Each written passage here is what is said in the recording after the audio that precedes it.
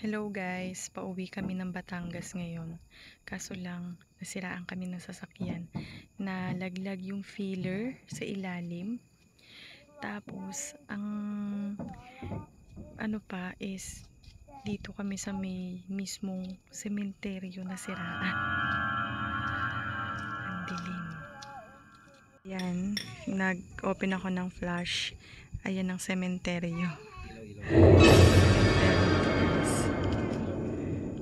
Tapos, dito pa kami na sa may paahon. Ayan, pababa.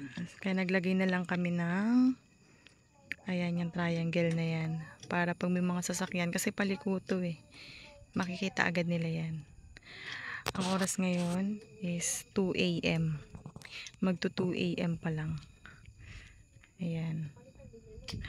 Cementerio. Tapos, ang sabi pa ng anak ko, kung kukunin ba daw kami ng ghost. Mukhang aabutin kami ng madaling araw dito, guys.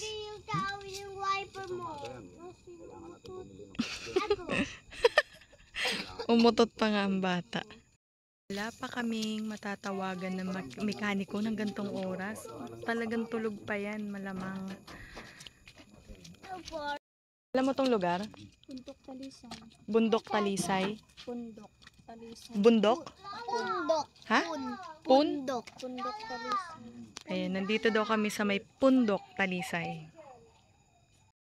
Ang problem is, hindi kasi maka sa ilalim ng sasakyan kasi sobrang baba talaga nitong owner. O tinatawag nilang small jeep, ganyan. Sobrang baba. Kaya hindi kasya yung tao. Yun yung problem. So, kailangan talaga namin ng help. Ang kaso, kantong oras, feeling ko walang tutulong kasi may mga dumadaan din na ibang sasakyan. Iilan, ayaw nilang huminto kasi ang dahilan nila hindi nila kaya. Kanina may dumaan kaninang tricycle. Tapos sabi, dumaretso ka lang, hindi natin kaya yan. So, alam nilang hindi sila makakatulong kaya dumaretso na lang sila. Ayan, tinabi namin yung jeep dito sa may gilid. Inatras lang namin para hindi sagabal sa gitna. Nasa loob na kami ng jeep. Ilang sasakyan na ang dumaan sa amin. Nilagpasan lang nila kami. Bye-bye!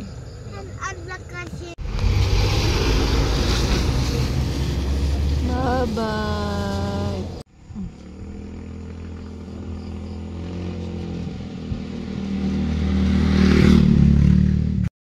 Time check, 4 AM. Dito pa rin kami. Nandito pa rin kami sa labas ng sementeryo kung saan kami na-stranded. Hello guys. Nandito pa rin kami sa labas ng sementeryo kung saan kami na-stranded. 5 AM na. Naghihintay pa rin kami na mag-open yung mga mekaniko. 6 AM na guys. May liwanag na sa kalsada. Pero eto kami, stranded pa rin sa loob ng jeep.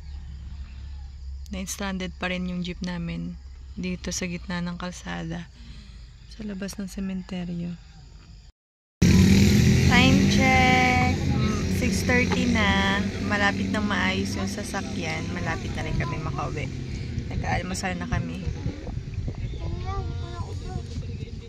Ayan yung sementeryo. Diba? Nasa tapat ko yung sementeryo. Ito yung kasama nung mag-aayos ng sasakyan. Ay, hindi pala. Bumili ng pyesa. Si Papa na daw mag-aayos ng sasakyan.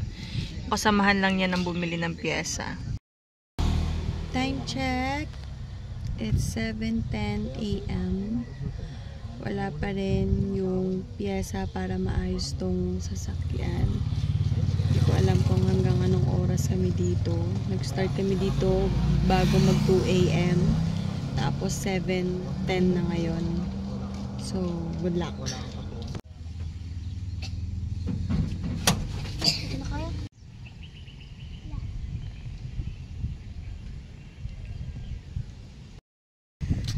Dahil ihina ako, pumasok na kami dito sa sementeryo para maghanap ng CR. Kahit anong oras na. 7:35. Kasama ko yung pamangkin ko. Time check, 8:15 a.m. We're still here at Talisay. Sa labas pa rin kami ng sementeryo. Hinihintay namin yung pyesa na mabili. Pero meron na kaming mga gamit para maayos yung sasakyan. Kasi meron nung tumulong sa amin na kapatid kanina na napadaan. Pinahiram kami, dinala si Papa dun sa bahay nila. Tapos pinahiram kami ng pang gamit. O, ayan, meron palang to. Ayan si Kuya na bumili ng pyesa. Hindi na siya nagpabayad. Tumulong lang siya para bumili ng pyesa. Yun yung tinulong niya sa amin. Nabiyahe pa siya ng tricycle. Sa umaga. Yeah. Hutot konchintas sa umaga.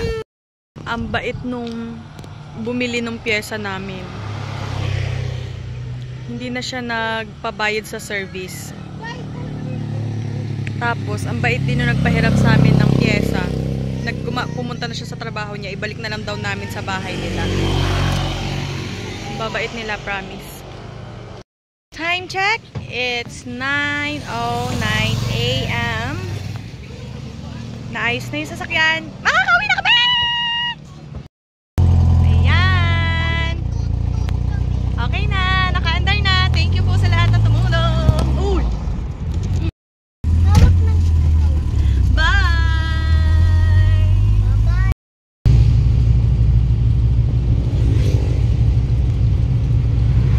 Makakauwi rin tayo. Relax ka lang, mama. 11:55 nakarating na rin kami dito sa Batangas. So ngayon, magla-lunch na kami kasi gutom na talaga kami. Grabe yung pinagdaanan namin ngayong araw. Kaya, kakain na kami.